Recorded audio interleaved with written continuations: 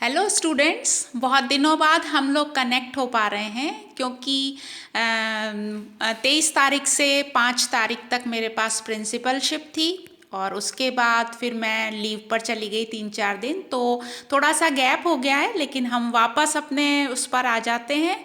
हम लोग economic botany पढ़ रहे थे, बहुत दिनों के बाद हम लोग जुड़ पा रहे हैं। कोई बात नहीं, आशा है तुम लोगों ने बहुत अच्छे से पढ़ाई की होगी। तो इकोनॉमिक बॉटनी में हमने जो टॉपिक छोड़ा था वो था फाइबर। फाइबर के बारे में मैंने आपको थोड़ा सा आइडिया, इंट्रोडक्शन दिया था।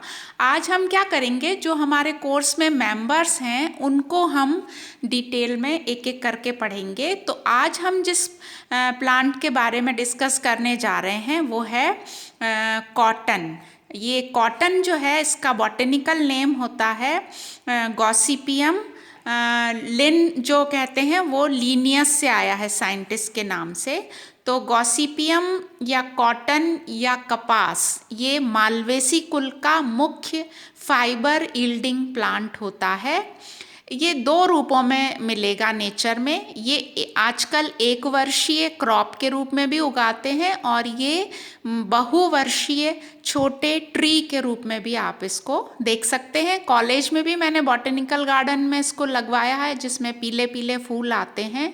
इसकी जो पत्तियां होती हैं वो स्टिप्यूलेट होती हैं, पामेटली लोब्ड होती हैं, मतलब उसमें अनुपर्ण पाए जाते हैं और डिवाइडेड होता है उसका लेमिना। फूल जो होते हैं वो पूरे मतलब नेचर में दो रंग में दिखेंगे, पीले या सफ़ेद। भारत में जो कॉटन है वो कहाँ कहाँ उगता है, थोड़ा सा देख लेते हैं हम लोग एरिया वाइज। तो भारत में महाराष्ट्र है मेन स्टेट, उसके बाद गुजरात है जहाँ पर कपास उगाई जाती है, एमपी है, यूपी है, राजस्थान अपना, यहाँ भी कॉटन उगाया जा रहा है आजकल। और साउथ की बात करें तो कर्नाटक और तमिलनाडु, यहाँ पर कॉटन का कल्टीवेशन किया जाता है। और फैमिली मालवेसी, जिसका आपने गुड़हल पढ़ा है या जिसकी जो फेमस कॉमन सब्जी भिंडी आप लोग खाते हो, तो उसके जो कैरेक्टर्स हैं बॉटेनिकल, वो सब यहाँ पर आपको कपास में देखने को मिलेंगे। ये जो कॉटन है इसको एरिया वाइज डिस्ट्रीब्यूशन के आधार पर दो भागों में डिवाइड किया गया है, जैसा कि ये शो कर रहा है नोट्स। ओल्ड वर्ल्ड कॉटन पहला ग्रुप और दूसरा है new world cotton. Old world cotton में मिक्स्ड कल्टीवेशन के रूप में कॉटन को लगाया जाता है। मिक्स्ड कल्टीवेशन समझते हो? मिश्रित खेती, मतलब मिले जुले पेड़, जिसमें कहीं कॉटन भी है तो दालें भी हैं तो चना भी है, तो मिला देते हैं, मिली जुली खेती। अब ओल्ड वर्ल्ड कॉटन जो है उसमें दो स्पीशीज कॉमनली ग्रो की जाती हैं। पहला है गॉसिपियम आर्बोरियम। इसकी बहुत सारी वैरायटीज़ होती हैं और इसको उगाया जाता है पूरे दुनिया के जिस भाग में, वो है अफ्रीका, चाइना, जापान, अरब कंट्रीज़ और इंडिया, है ना। तो डिस्ट्रीब्यूशन के आधार पर ये वर्गीकरण किया गया है। दूसरी ओल्ड वर्ल्ड कॉटन जो है वो है गॉसिपियम हर्बेशियम। ये है अफ्रीका में उगाई जाने वाली, सेंट्रल एशिया में इसको बोया जाता है, वेस्टर्न इंडिया में बोया जाता है। और इसका जो फाइबर होता है वो थोड़ा सा लो क्वालिटी फाइबर होता है, तो इससे कारपेट और ब्लैंकेट, कंबल बनाए जाते हैं। तो हाँ, ये तो हमारे भारत में हुनर है ब्लैंकेट बनाना, कारपेट बनाना। तो वेस्टर्न इंडिया में, महाराष्ट्र में इसको ज़्यादा बोया जाता है। अब हम आते हैं न्यू वर्ल्ड कॉटन में। न्यू वर्ल्ड कॉटन जो है वो है प्योर कल्टीवेशन, मतलब अगर आपको एक खेत दिख रहा है तो उसमें सारे प्लांट्स किसके होंगे? खाली कपास के ही होंगे, ठीक है। तो इसमें दो स्पीशीज़ कॉमन है, गॉसिपियम हिरसुटम। ये सेंट्रल अमेरिका में ज़्यादातर बोई जाती है। बहुत गुड क्वालिटी का फाइबर मिलता है इस वैरायटी से। और ये जो फाइबर है वो कैसा है? फाइबर होता है एक तो वाइट इन कलर और दूसरा लार्ज इन साइज, तो लंबा लंबा फाइबर और सफ़ेद रंग का, तो अच्छी क्वालिटी का कपड़ा इससे बनाया जाता है। नेक्स्ट है गॉसिपियम बार्बाडेंस।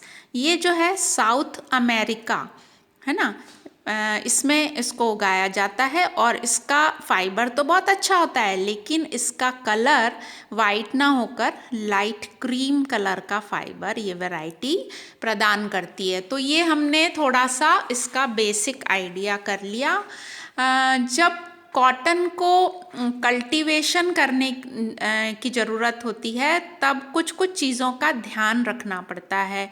फॉर एग्ज़ाम्पल ये है ट्रॉपिकल क्रॉप, मतलब गर्म प्रदेशों में इसको आराम से उगाया जा सकता है। इसके लिए जो मिट्टी होती है ना बच्चों, वो होती है ब्लैक कॉटन सॉइल, मतलब ब्लैक सॉइल को प्रेफर करता है ये क्रॉप, तो इसलिए मिट्टी का नाम भी पड़ गया है ब्लैक कॉटन सॉइल। और इसमें जो बीज होते हैं कॉटन के, वो उसका सीड कोट बहुत मोटा होता है। तो क्या करता है किसान कि बीजों को पानी में भिगो देता है और फिर सोइंग करता है। तो बुआई करने से पहले अगर रात भर हम उसको भिगो दें तो पौधे जल्दी बाहर आ जाते हैं। और सोइंग कब करते हैं? अप्रैल से लेकर जून तक इसकी सोइंग कर दी जाती है। और नाइट्रोजन फर्टिलाइज़र देना आवश्यक होता है। तो इसमें नाइट्रोजन का यूरिया डालना पड़ेगा। और जब ज़्यादा अपन को फाइबर कलेक्ट करना होता है किसान को, तो वो क्या करता है, मेन ब्रांच को काट देता है। जैसे पौधा उगता है सीधा सीधा चलता है, सब देखा होगा आप लोगों ने, नेचर में उगा और फिर वो ऐसे सीधा सीधा ऊपर जाता है। तो अगर उसकी मेन ब्रांच को काट दें तभी उसमें से लेटरल ब्रांचेस निकलती हैं। तो किसान जो है, जितनी ब्रांचेस होंगी उतने फूल होंगे, उतने फल होंगे और उतना कॉटन मिलेगा। तो सीधी सी बात है। तो ये हो गया थोड़ा ध्यान रखने की बात। मिक्स क्रॉपिंग मैं आपको बता चुकी हूँ, उसमें ये कॉटन को सेलेक्ट किया जाता है मिश्रित खेती के लिए, बेस्ट है ये। और जब इसकी हार्वेस्टिंग, जब ये फाइबर लग जाता है ना, तो फिर उसकी हार्वेस्टिंग या कलेक्शन कैसे करते हैं? हैंड पिकिंग होती है, मतलब हाथ से। ऐसा नहीं है कि पेड़ को पूरे को काट लिया। 3 से 4 बार रेगुलर इंटरवल, मतलब 15-15 दिन, 20-20 दिन के अंतर से लेडीज़ और जेंट्स अंदर घुसते हैं किस खेत में, और उनके पास होती है एक टोकरी, उसमें वो हाथ से फूली फूली जो कपास होती है, जो सूख चुका है फाइबर, उसको वो कलेक्ट कर लेते हैं। तो है ना इंटरेस्टिंग कॉटन के बारे में सब जानना। तो इकोनॉमिक बॉटनी हमें सारा नॉलेज देता है।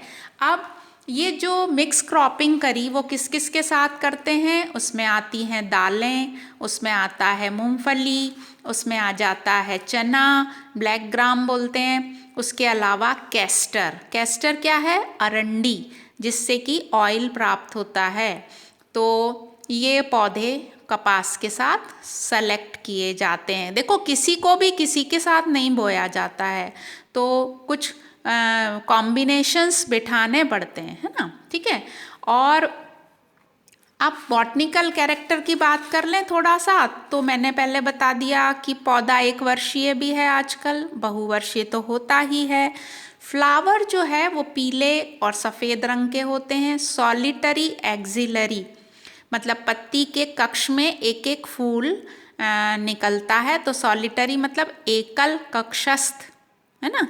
फ्रूट कैसा होता है? लॉक्यूलिसाइडल कैप्सूल, मतलब ड्राई होता है, उसमें कोई जूस या ऐसा वो नहीं होता है गूदेदार, सूखा फल होता है। और उसमें वो होते हैं लोक्यूल्स होते हैं 3 और 4, और उसके अंदर से फिर वो कॉटन निकलकर बाहर आती है, वो फट जाता है। तो डेहिसेंट है, स्फुटनशील है।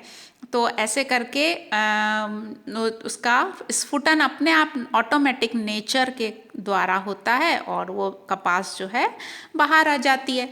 तो यही आपके मतलब मालवेसी के कैरेक्टर पूछे जाते हैं जब वाइवा में प्रैक्टिकल में, तो आपको यही बताना है कि फ्लावर कैसा है, मतलब इन्फ्लोरेसेंस कैसा है, फ्रूट कैसा है, सीड कैसा है। सीड होते हैं इसमें 5 से 9 बीज किडनी शेप्ड होते हैं, पायरीफॉर्म भी बोलते हैं उसको।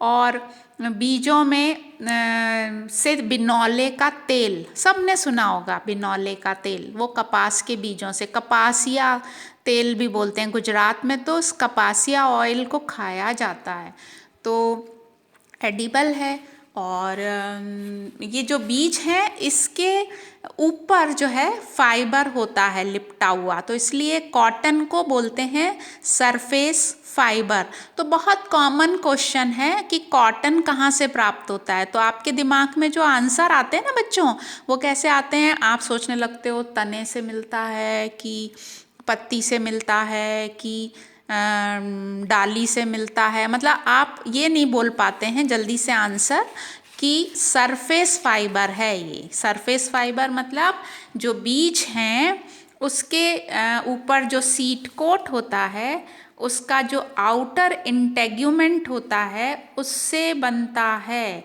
तो आउटर एपिडर्मिस ऑफ सीड से सरफेस फाइबर बनता है। Outer epidermis of outer integument, बीज चोल की बाहरी परत से सरफेस फाइबर का विकास होता है। और ये जो फाइबर है वो कैसा है उसके बारे में थोड़ा सा जान लेते हैं। फाइबर को कॉटन के 2 भागों में बांटा है, पहला है लिंट फाइबर, दूसरा है फज फाइबर, है ना।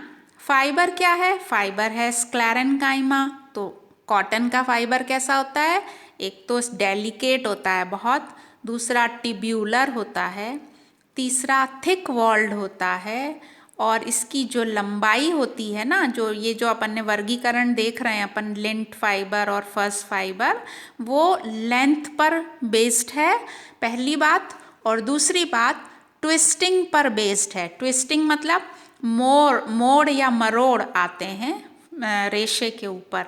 तो लिंट फाइबर मतलब होता है जिस पर ट्विस्टिंग हो, जिस पे घुमाव दिख रहा हो ऊपर से, माइक्रोस्कोप में रख के देखेंगे तो आपको उसमें घुमाव दिखेगा। और फज फाइबर मतलब जो सीधा होता है, जिस पर कोई ट्विस्टिंग या मरोड़ मुड़ा हुआ नहीं दिखता है। तो फाइबर जो लिंट फाइबर होता है उसकी दूसरी विशेषता है लंबाई, और वो लंबाई होती है 45 मिलीमीटर तक, है ना। और फज फाइबर जो है उसकी लंबाई होती है 10 मिलीमीटर तक ही। तो छोटे छोटे फाइबर को फज फाइबर कहते हैं। ये जो फाइबर है इसमें 94% सेलुलोज होता है, 1 से 1.3% प्रोटीन भी होता है, और 0.9% पैक्टिन पाया जाता है। तो किससे बना है फाइबर, क्लियर हुआ आप लोगों को। चलो अब हम आगे चलते हैं। फाइबर लग गया, फ्रूट फट गया, डेहिसेंस हो गया, बाहर आ गया, हमने हैंड से पिकिंग कर ली। अब इसका इम्पॉर्टेंट है प्रोसेसिंग। इस पर क्वेश्चन आता है कि प्रोसेसिंग कैसे करते हैं। तो प्रोसेसिंग के कुछ 5-6 पॉइंट्स हैं जिसके बारे में मैं आपको थोड़ा सा आइडिया देना चाहूँगी, इम्पॉर्टेंट है। प्रोसेसिंग का पहला जो स्टेप है वो है गिनिंग। गिनिंग का मतलब होता है कि कैप्सूल की जो वॉल है ना, कड़ा कड़ा छिलका, उसको कॉटन से अलग करना। कॉटन अलग, कैप्सूल अलग। कैप्सूल है फल, फल में लगा है कॉटन, तो उसको दोनों को अलग अलग करा जाता है। दूसरा कहलाता है स्टेप बेलिंग। बेलिंग में क्या करते हैं कि मिल में ले जाने के लिए मतलब उसकी गांठें बनाई जाती हैं, और पैकिंग की जाती है।